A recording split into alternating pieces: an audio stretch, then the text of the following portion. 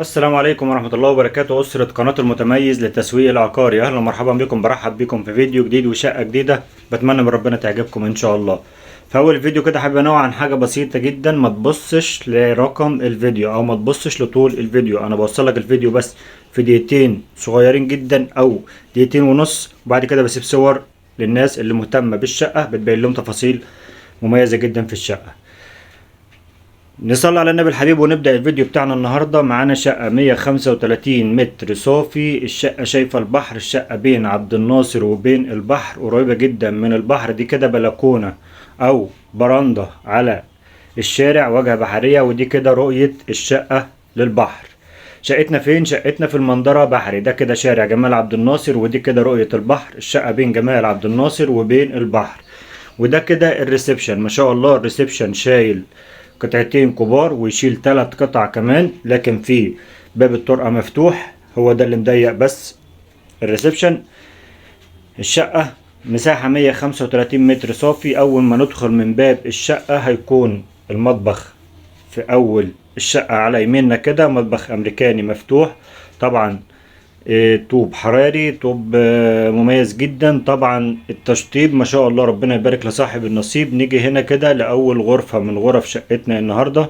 التشطيب طبعا التشطيب الشقة ممتازة، مش محتاجة أي مصروف نهائي خالص. الشقة مسكونة، فيها سكن، فيها ناس ساكنة فيها أصحابها.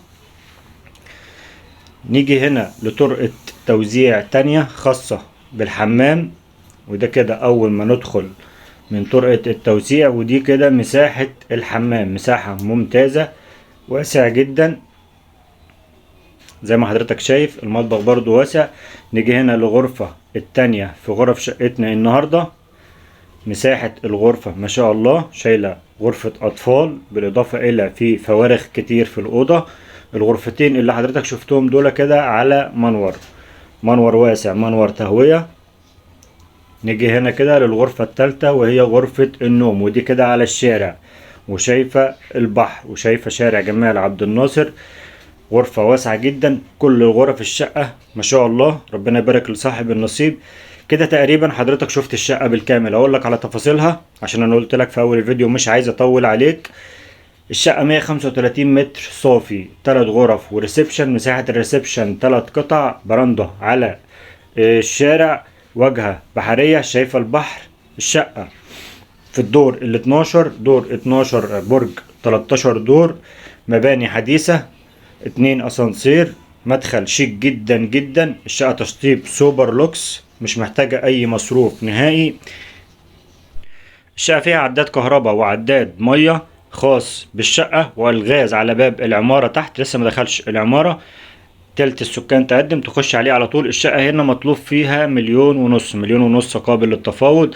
في الشقة فيها كلام ان شاء الله. طب شقتنا فين؟ شقتنا في المنظرة بحري، شارع قصر المنظرة. انت بين عبد الناصر وبين البحر، موقع مميز جدا جدا، وعمارة حديثة وعمارة واجهة ممتازة ومدخل ممتاز، مباني حديثة، حاجة من اللي قلبك يحبها. الشقة تنظيمها كويس جدا، تشطيبها كويس جدا. دور برضو مش عالي قوي، دور مميز.